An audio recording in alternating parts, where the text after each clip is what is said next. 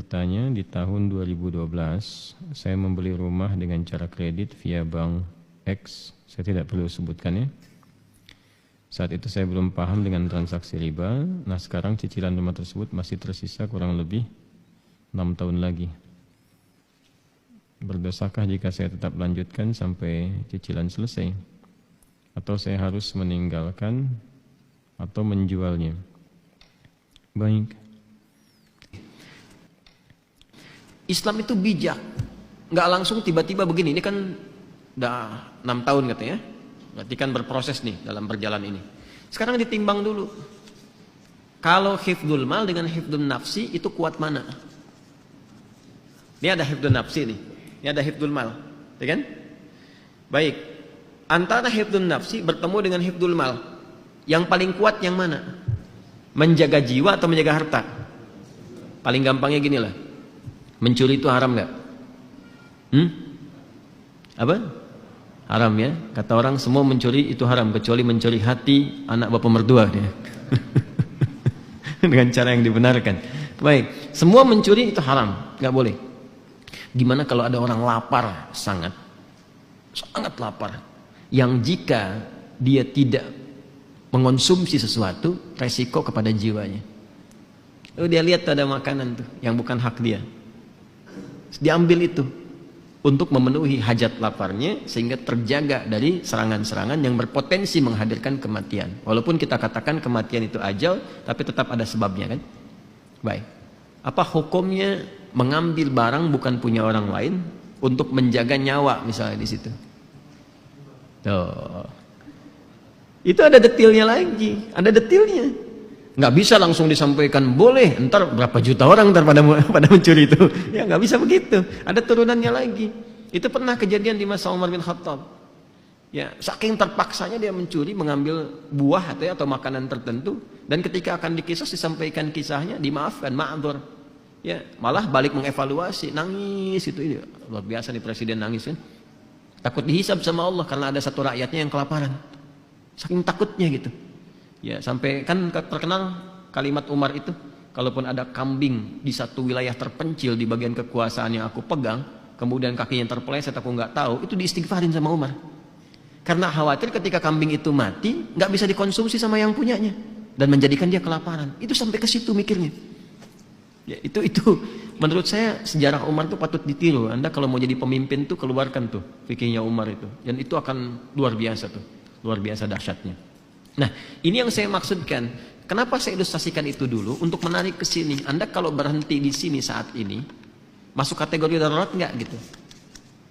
Ya, kalau diputus nih, putus misalnya, dah selesai. Itu mengganggu kebutuhan primer yang sedang berjalan nggak selama ini? Yang menunjang aspek berkehidupan. Tinggalnya di mana kalau langsung diputusin? Ada tempat bernaung nggak? Nggak boleh ujuk-ujuk begini, tinggalin tuh. Tiba-tiba nanti nggak ada penopang sementara waktu pada saat itu yang disiapkan dan menjadikan kemudian lebih sulit dari sebelumnya sehingga mengganggu keberhidupan. Ini konstruksi ini nggak disampaikan sama beberapa penceramah yang menyampaikan dengan jawaban dari pertanyaan serupa. Suruh keluar dari pekerjaan, langsung keluar.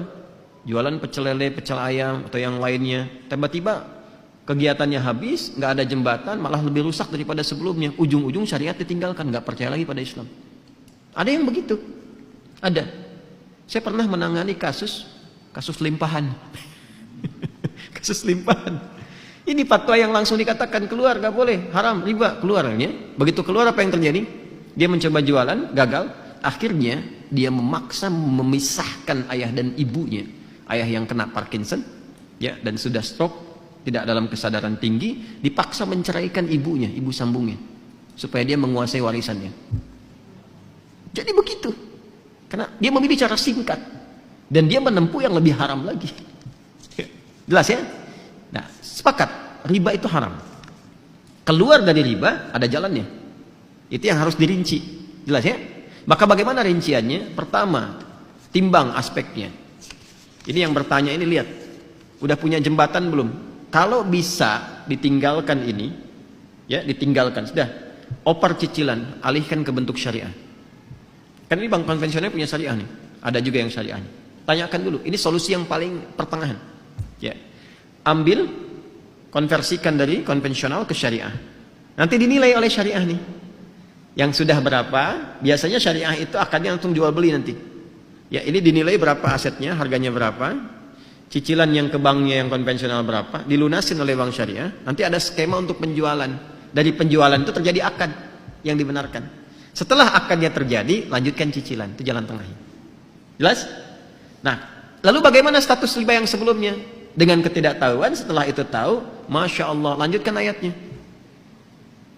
Ya, lanjutkan ayatnya. Yang ke kalimat, Ya ayyuhalladzina amanu taqullaha wa dharu ma baqiya minar riba. Ada? Terus sampai ke bawah, sampai ada karangan, falahu ma salafa wa amruhu ilallah. Ada ayatnya?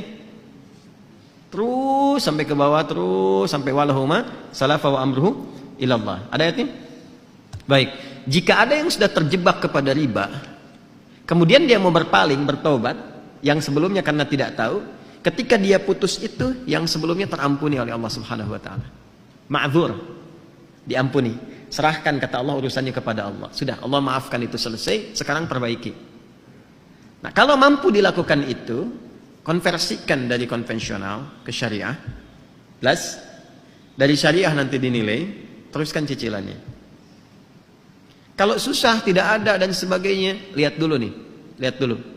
Ini kalau pindah, dilepas, pindahnya kemana? Jangan sampai terjadi tiba-tiba rumah dijual, nggak ada tempat bernaung, setelah itu meminta-minta. Atau menyulitkan kolega sekitaran. Ada ibu kedatangan kita misalnya dengan keluarga, ada adik numpang tinggal tapi bawa rombongan dengan 6 anggota plus ART-nya misalnya kan. Nah, jadi agak repot di situ. Maka ketika ada kondisi seperti ini, dalam kondisi darurat yang sudah berlangsung, maka berlaku kaidah ad-daruratu tubihul mahdzurat. Dalam konteks darurat membolehkan sementara waktu sampai dengan tuntas ini selesai. Tapi minta kemudian diakadkan supaya akadnya bisa diperbaiki. Flat. Ya, nggak ada tambahan kalau begini, kalau begitu, maka konsekuensinya harus berusaha untuk membayar sesuai dengan temponya, jangan sampai telat sehingga muncul kemudian akumulasi kembali yang jatuh pada hukum yang keliru di situ. Paham sampai sini? Awas, ini konteks darurat ya, jangan disamakan dengan hukum normal.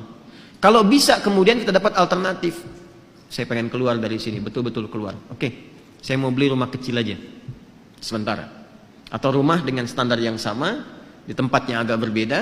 Ya, yang nilainya bisa lebih murah untuk dibeli, tapi keadaan rumahnya nyaman serupa gitu.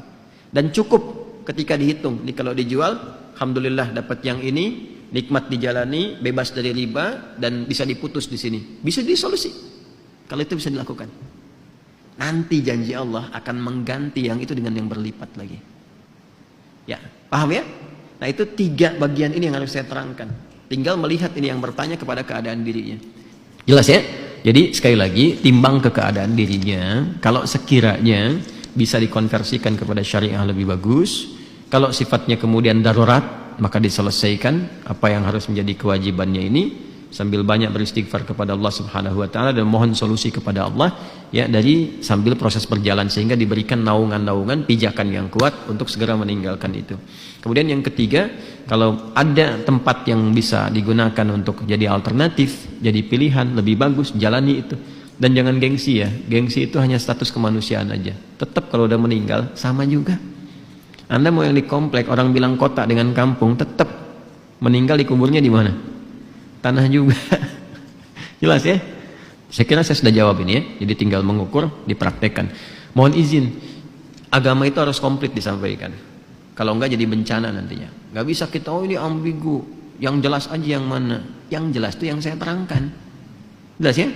Yang jelas itu yang saya terangkan. Nanti pilih di mana yang paling berkesesuaian untuk kita saat ini, itu yang ditempuh. Itu jadi jembatan.